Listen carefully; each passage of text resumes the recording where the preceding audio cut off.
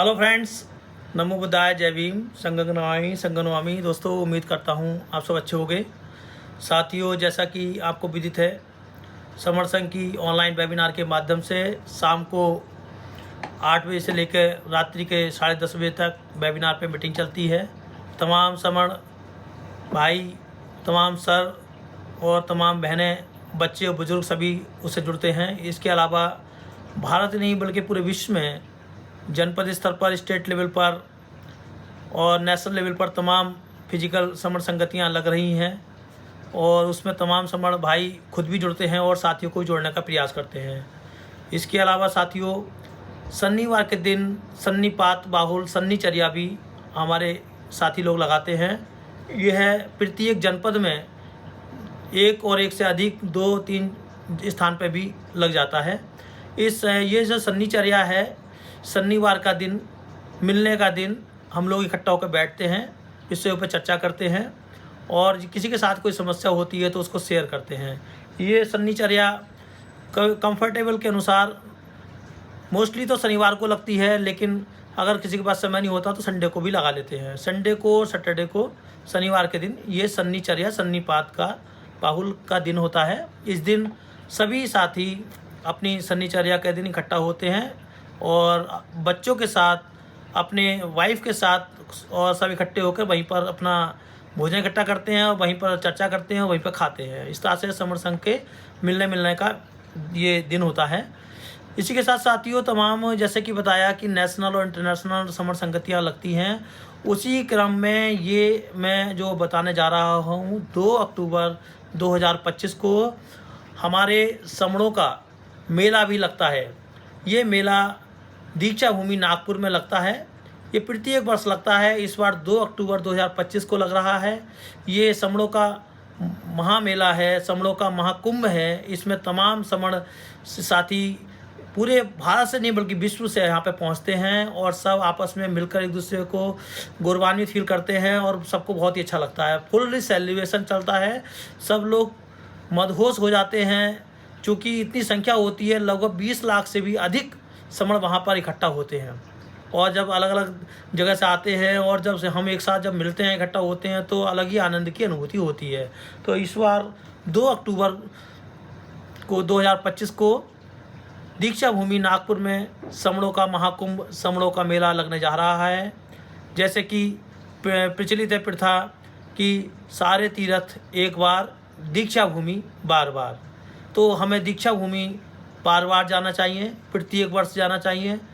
हमें सोचते हैं कि हम ऑलरेडी घूम के आ गए हैं, अब हम क्या करेंगे जाके, लेकिन दीक्षा भूमि एक ऐसा स्थल है और उसमें भी ये समणों का जो महाकुंभ लगने जा रहा है, जो समणों का मेला लगने जा रहा है, ये अपने आप में ऐतिहासिक है। जब आप वहाँ पर जाते हो तो जैसे एनर्जेटी आपको एक नई ऊर्जा वहाँ मिलती है और नई ऊर्जा के संचार के साथ आप वहाँ से वापस आते हैं।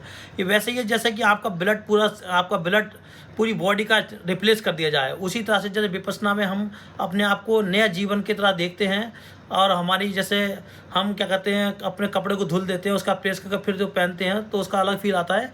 वैसे ही हम जब नागपुर के दीक्षा भूमि पर पहुंचते हैं और जब समणों से मुलाकात करते हैं, और वो भी 20 लाख से अधिक जब समण जहाँ इकट्ठे हों वहाँ पर जब मुलाकात होती है, तो हमारे अंदर वो ऊर्जा का संचार करती है। तो ये इस ऊर्जा के संचार के लिए हमें वहाँ पहुँचना चाहिए और इसमें तमाम भारत के तमाम स्टेट से वहाँ साथी पहुँच रहे हैं और विदेशों से भी वहाँ पे पहुँच रहे हैं और हमारे तमाम कार सेवक जो समर संघी हैं, जो जिन्होंने अपनी जिम्मेदारी ली हुई है, कि तमाम साथियों ने प्रदेशों की जिम्मेदारी ली है, तमाम साथियों ने रिविजन कराने की जिम्मेदारी ली है, तमाम समणों साथियों ने डिस्ट्रिक्टों की जिम्मेदारी ली है। सब अपनी अपनी जिम्मेदारी का निर्वहन स्वयं कर रहे हैं।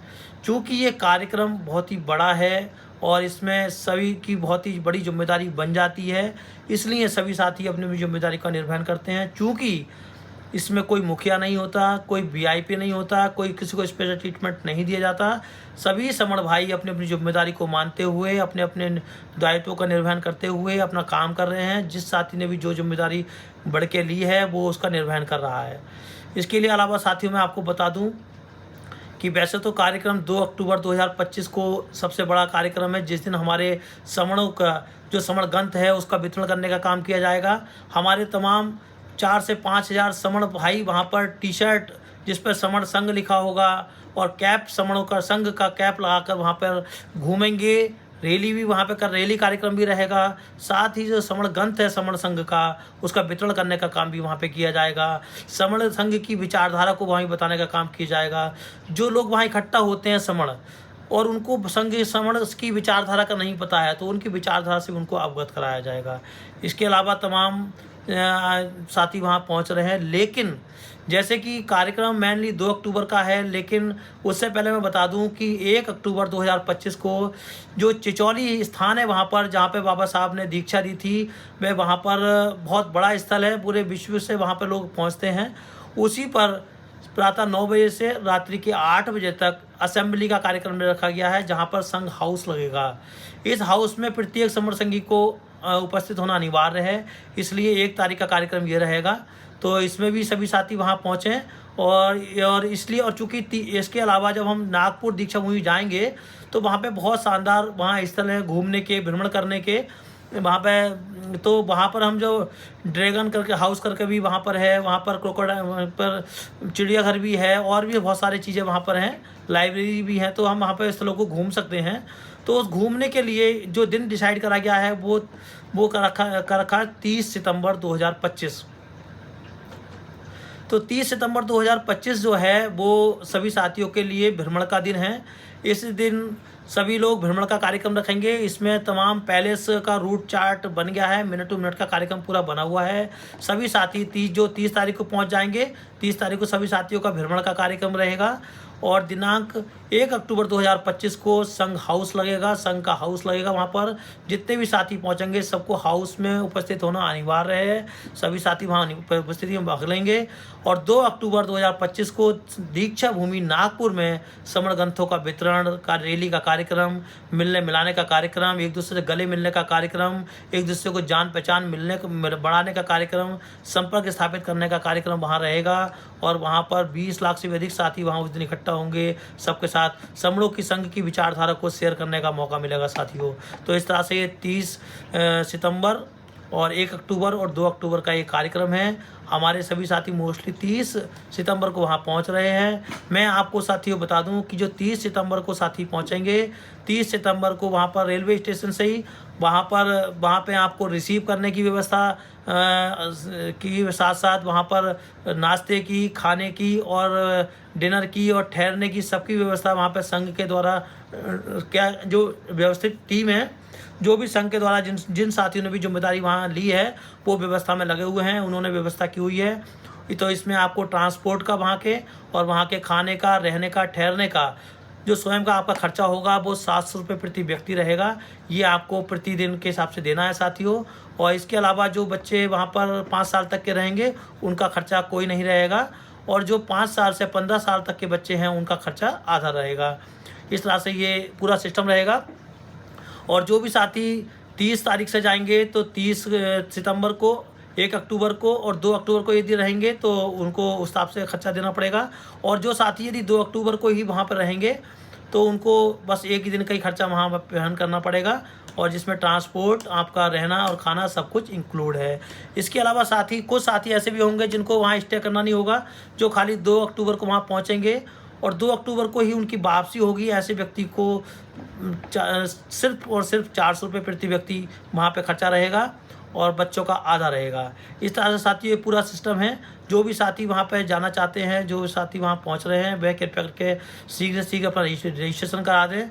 रेलवे रजिस्ट्रेशन जो कराएंगे वो अभी करा दें, बाद में वेटिंग हो जाएगी, आपका रिजर्वेशन नहीं हो पाएगा, फिर आपको मजबूरन ट्रेन, बस से या फिर अपनी गाड़ी से जाना पड़ेगा। तो हो सके तो आप रिजर्वेशन ट्रेन से करा दीजिए, सेफ़ एंड साउंड रहेंगे, और जल्दी करा दीजिए। आजकल रिजर्वेशन खुल गए हैं तमाम। अब तक मैं जहाँ तक संज्ञान में आया, लगभग 600 संघियों ने बाहर से जो पहुँच रहे हैं उन्होंने रिजर्वेशन करा दिया है, जो समर संघ से पहुँचेंगे, और बाकी तमाम समर साथी वहाँ पर रिजर्वेशन आज करा रहे हैं। इसके अलावा जो लोकल से वहाँ पहुँचेंगे बहुत साथी वो अपने साधनों से पहुँचेंगे।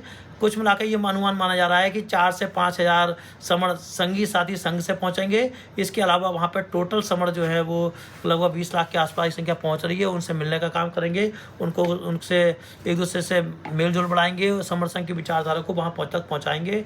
यही साथियों करना है और आज इसकी आवश्यकता भी है। जिसके संघ मजबूत होते हैं, जिनके संघ सुरक्षित रहते हैं, संघ में हमें सुरक्षित रहते हैं। इसलिए हमें अपना संघ को मजबूत और बड़ा करना पड़ेगा। हम इधर उधर जो प्रैक्टिस करते हैं, अपने अपने स्तर से अपने अपने सोच के साथ हम जो काम करते हैं साथियों, उससे हम सफलता प्राप्त नहीं होगी। हम सबको साथियों को मिलकर एक साथ जुगत लगानी पड़ेगी। जैसे कि आपने पुरानी कहानी में सुना होगा कि जब सारे कबूतर जाल में फंस गए थे तो सभी कबूतरों ने एक साथ मिलकर जुगत लगाई थी, और जब एक साथ संग में मिलकर जब जुगत लगाई थी तो वो जो जाल था उस जाल को भी उड़ा के ले गए थे। तो उसी तरह से हमें भी इस लेवल पर अपने आप को जोड़ना होगा। आपने देखा होगा मधुमक्खी छोटा सा कीट होता है, लेकिन वो छोटा सा मधुमक्खी कीट जो होता है वो अपने आप में कोई ताकत नहीं रखता, उसको कोई भी मार सकता है, कोई डर नहीं लगता उससे। लेकिन जब उन्हीं मधुमक्खियों का जब संग होता है, यानी कि उनका छत्ता जो लगा होता है, उस छत्ते की तरफ आप देख भी नहीं सकते बल्कि दूर से बच कर जाते हैं। या वो जब मधुमक्खियों का जब झुंड जब हवा में उड़ रहा होता है तो आप उसे छिप जाते हैं, आप उसके सामने नहीं आते। क्यों? क्योंकि उनका संग होता है। तो संग में हमेशा जो लोग होते हैं वो सुरक्षित होते हैं और दूसरे लोग उनसे भयभीत होते हैं, बल्कि उनको स्वयं को डर नहीं लगता क्योंकि वो संग में होते हैं। तो इसलिए संग में रहना बहुत आवश्यक है, अनिवार्य है। इसलिए आप सभी साथियों से विनम्र अनुरोध है, पुनः निवेदन है कि आप लोग सब संग में आएँ, संग को मजबूत करें। संग में रहेंगे तो आपके हक अधिकार सुरक्षित रहेंगे, आपके बच्चों के हक अधिकार सुरक्षित रहेंगे, आपको भारतीय संविधान जो बाबा साहब डॉक्टर बी आर अम्बेडकर साहब के द्वारा दिया गया है वो भी सुरक्षित रहेगा। इसलिए आपको संघ में रहना चाहिए और संघ में रहकर ही हमें अपनी प्रैक्टिस करनी चाहिए। हमारे भारत का संविधान भी कहता है जिसका संघ बड़ा होता है उसी को निमंत्रण देता है देश चलाने के लिए, सत्ता बनाने के लिए, सरकार बनाने के लिए। और